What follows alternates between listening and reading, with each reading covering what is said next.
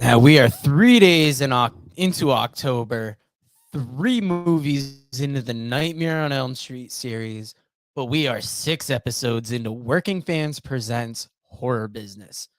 So this is Working Fans Presents Horror Business, Episode 6, Nightmare on Elm Street 3, Dream Warriors. And that's a lot of talking just to get to how you guys doing today. Are you ready for Halloween?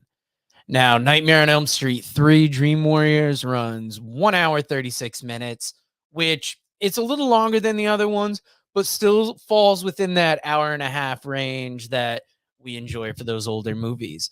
The director is Chuck Russell, with Wes Craven helping to write the story, Bruce Wagner helping to write the story, Frank Darabont helping to write the screenplay.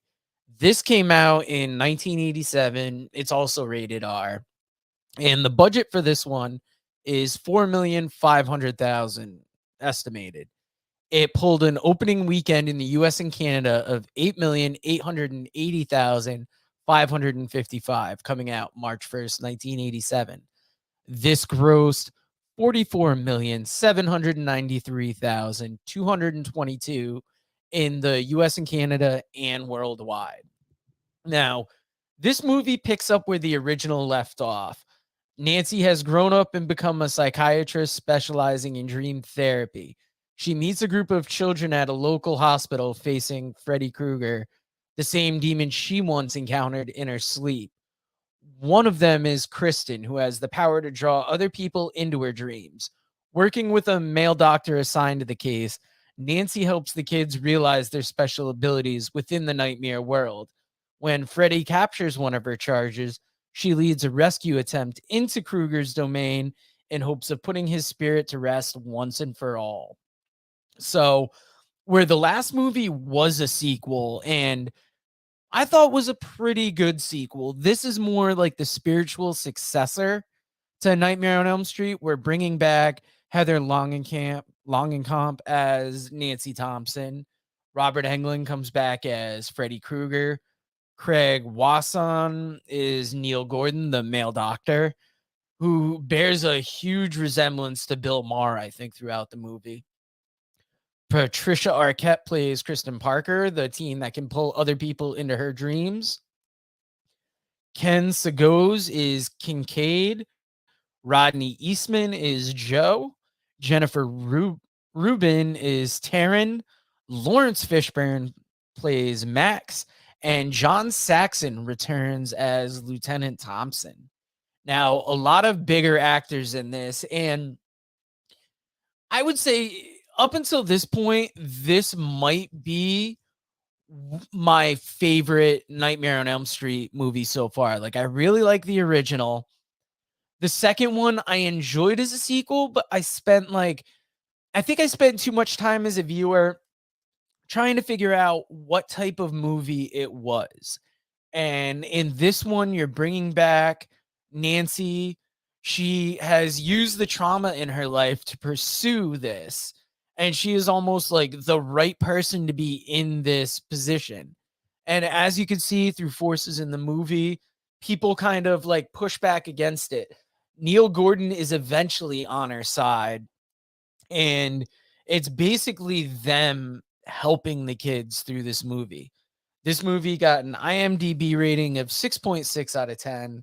And I try and say it every movie, but I get all this information from IMDb. So this is the second highest rated Nightmare on Elm Street movie so far. Now, some of my thoughts from this movie. Kincaid was quite possibly one of my favorite characters in this. And one line he had is, "Oh, great. Now it's my dick that's killing me." It was during a group therapy session. I really like the inclusion of Nancy. I thought that helped this movie fit into the series. And after not featuring her in the last one, I'm not going to say she needed to be in this to bring it around, but it definitely helped. Now, Kincaid, favorite character by far. Is this movie is when I started wondering, is this when Freddy started getting funny? Because he always had some good one-liners, but I think this is where his comedy started getting pushed to the forefront more. Now, Dokken did a movie for the soundtrack, Dream Warriors, but Into the Fire was included in this movie. And I really like that because the first two seasons that the National Wrestling Alliance came back, they used that as their theme song. And for some reason, Into the Fire just has that perfect 80s feel. Better sequel than the second one. You're finally getting a little more of Freddy's backstory in this, and that's something that'll continue throughout the movies. And just when I think these movies are kind of getting a little long in the tooth, and I don't know if I put up this graphic yet, but we're talking Nightmare on Elm Street 3 Dream Warriors.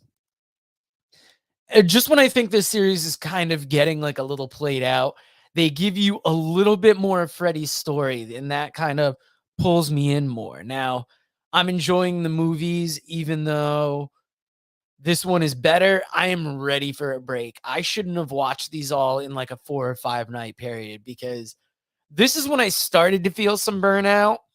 But like I said, I'll get tired. Then they'll do something that I'm like, oh, that's interesting. Okay, I'm back in. Once again, movie keeps up a perfect 80s vibe. Joey finally speaking and saving everyone was a great ending for this movie. And then Nancy, the nun mother reveal of Freddy's mom, I thought it was great. I would definitely recommend this movie so far.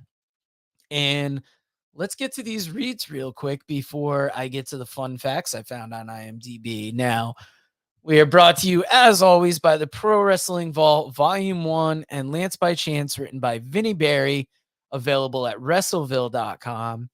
And all of the following books can be found on Amazon, including Super Vows and Pas de Deux, written by friend of the show, Kevin Kelton. I'll Be Here All Week, and All That's Left, written by Ward Anderson, as well as his comedy special. Brian R. Solomon's book, Blood and Fire, the unbelievable real-life story of wrestling's original Sheik. Pat Oates' book, How Not to Suck at Comedy. And John Arezzi's book, Matt Memories, all available on Amazon. We are brought to you by the great people over at Connecticut People Records. And check out our wrestling commentary home of New Heights Wrestling. Now, getting back to the movie, some fun facts. On the VHS release, the music video for Dokken's Dream Warriors appears after the credits. The video contains many scenes from the movie and ends when the band vanquishes Freddy, causing him to wake up from his nightmare and ask, who are those guys? So, very interesting idea for a music video, I think. Ken Sagos Kincaid stated in an interview he didn't really want to audition for the role of Kincaid, but his agent talked him into going. On the day of the audition, he walked in heavy rain to catch a bus to the location. He showed up completely drenched and had to sit and wait for a few hours due to the auditions running late. When it was his turn, director Chuck Russell told him to do whatever he wanted to do. Sagos was so frustrated and mad about the whole ordeal, he yelled, "Fuck you," and then proceeded to scream and curse out Russell. Russell hires him immediately. That'll give you an idea of Kincaid throughout the movie, and he definitely makes it. It's worth checking out. Now, there's a dream sequence in the movie in which Dick Cavett interview is interrupted by Freddy. Sally Kellerman was originally in the script as the guest, but Cavett was then allowed to pick the person he'd be interviewing. He picked Zsa Zsa Gabor because he thought she was the dumbest person he'd ever met, and he'd never have her on the show in real life. So if there was one person he'd want to see killed by Freddy, it would be her.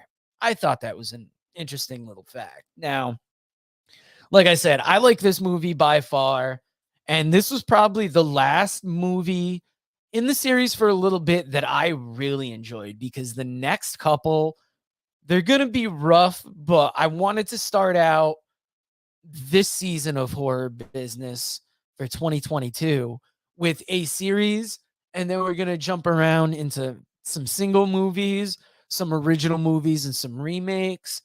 But coming up tomorrow, we have Nightmare on Elm Street for the Dream Master. So thank you for joining us for another episode of Horror Business, and we will see you again tomorrow to talk